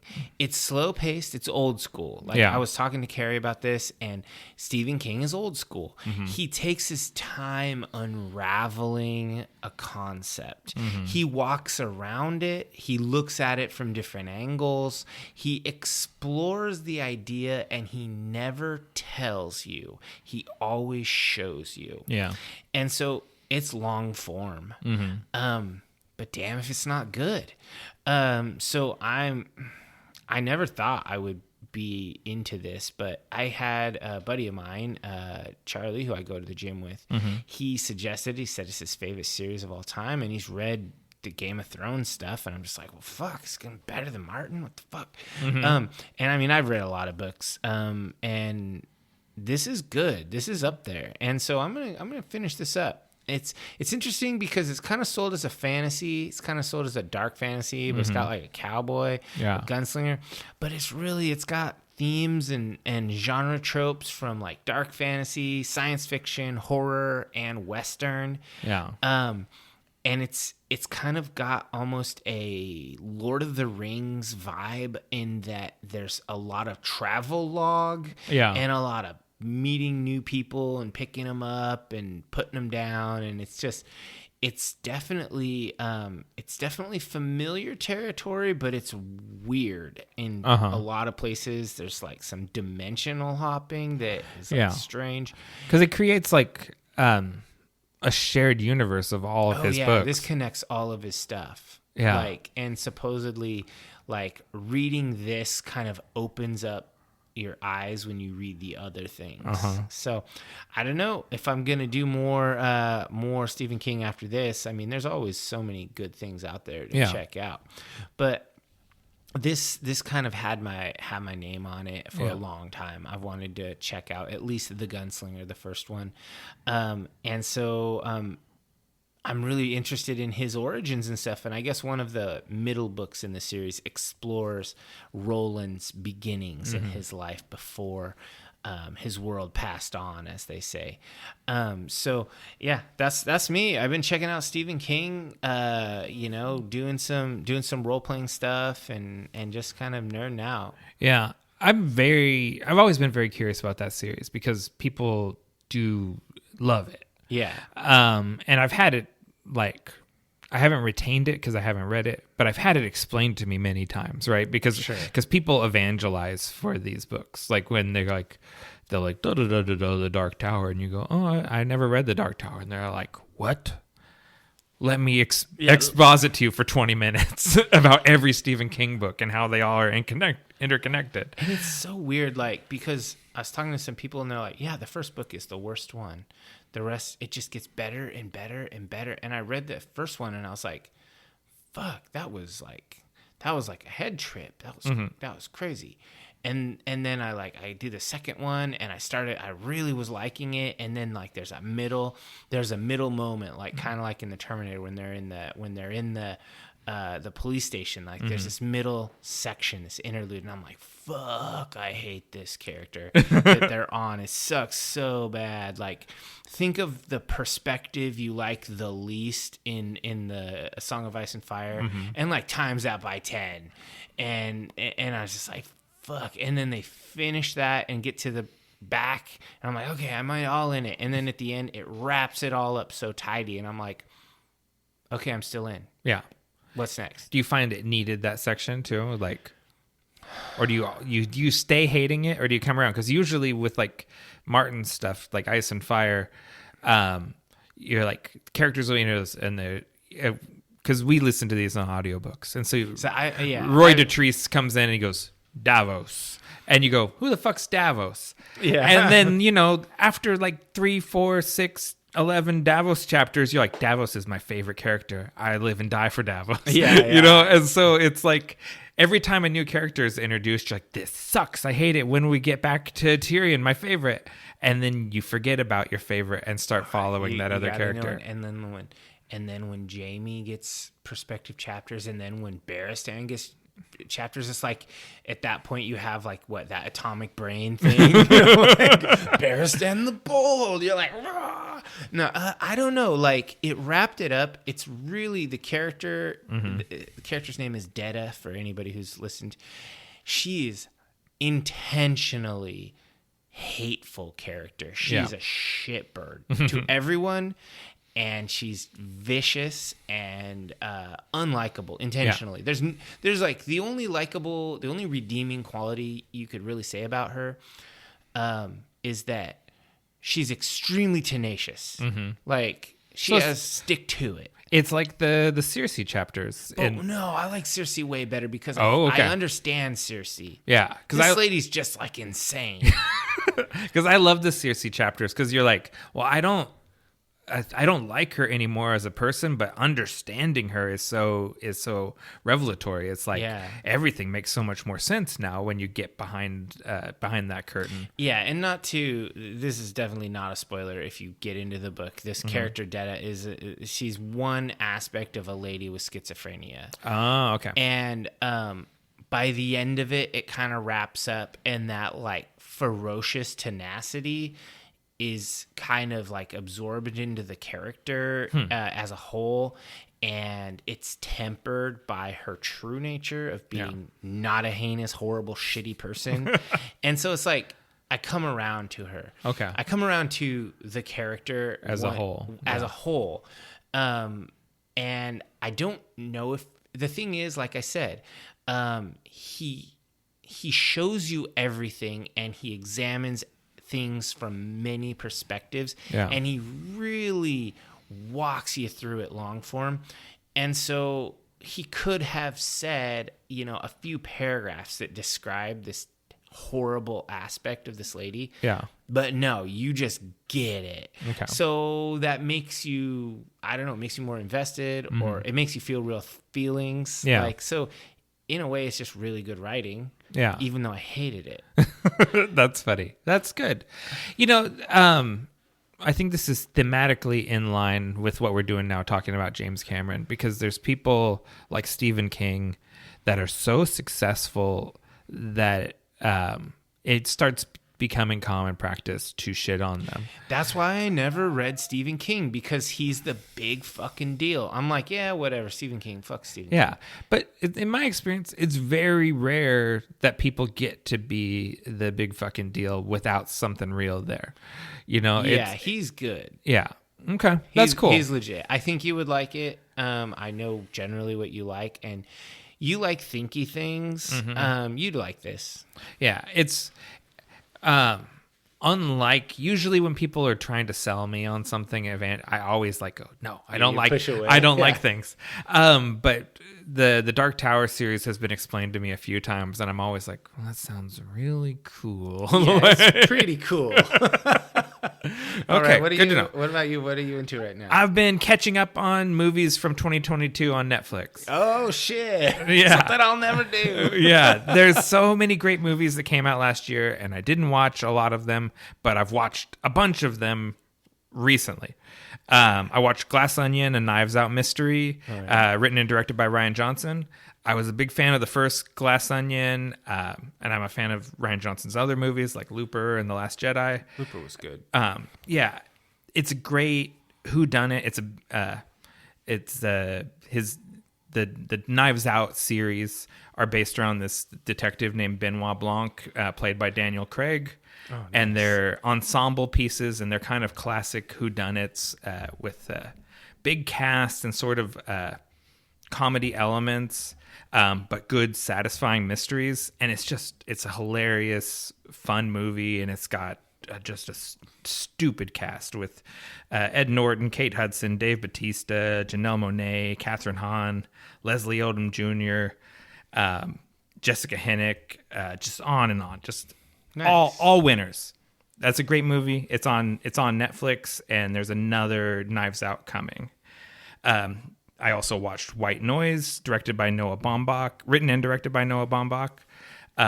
He's the guy that writes.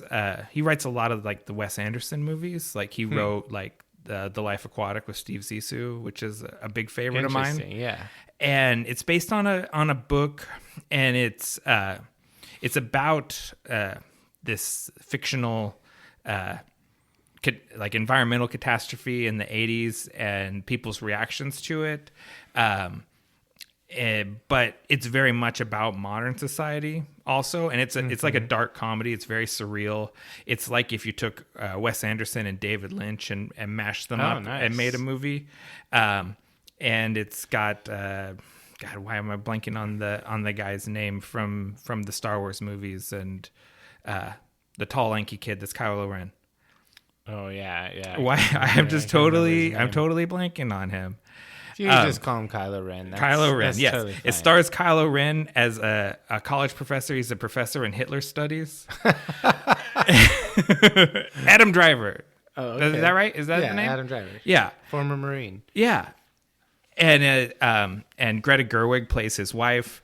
And, he's just this weird, intellectual dude. And it's this like a real scathing criticism of academia and social media and American society. And it's funny and shocking and was a really good movie. That sounds good. What is it called? White Noise. White Noise. Yeah. On Netflix? On Netflix. All right. And I got two more, and I'm trying to be fast about them. Bullet Train, directed by David Leitch, starring Brad Pitt and a bunch of other people. Mm-hmm. It got really sort of medium reviews, and so I never saw it. But it's a good time. It's I think David Leitch directed Deadpool 2. So if you have the concept of what that kind of action comedy that guy makes, it's that movie set on a bullet train going from Tokyo to Kyoto, with a bunch of assassins on a train trying to get one over on each other. That's only like a 3-hour ride. Yeah, well, it's not a 3-hour movie. It's like a 2-hour movie, and I think it's a 2-hour train ride, maybe. No, Kyoto to Tokyo is a little further than that. Okay, so it's a little compressed. I'm planning for April. Yeah. Well, this would be great preparation for you. So if you don't have any of the same things happen, it's another one with a big ensemble cast, and it's a lot better movie than the reviews made it out to be. Oh, okay. And then the final one is RRR, written and directed by S.S. Rajamouli. It's an Indian action movie based on these two guys, Ram and Beam, who are real life revolutionaries in Indian history, but it's a fictional story of their bromance with each other, how they became best friends. Because there's a period of their lives that's not accounted for, and basically they've created this story where the two guys met each other and became best friends. And it is a bonkers movie. It is like tigers flying out of cars and dance numbers in the middle of things, and like it is insane. It's 3 hours long, and it's not like anything you've ever seen before. If you look at like a lot of like the top 10 films of 2022, it's on a lot of people's lists. Interesting. And it was movie. It's a 3-hour epic. It's not a Hindi language movie. It's a Telugu language. It's like the 4th largest language in India. And it just it's just really great. Like, and it's very not American. It's very Indian. And I'm not super familiar with Bollywood and Tollywood or any of the Indian film milieus. But I'm going to watch at least the other movies that Rajamouli has directed, because this really was exceptional.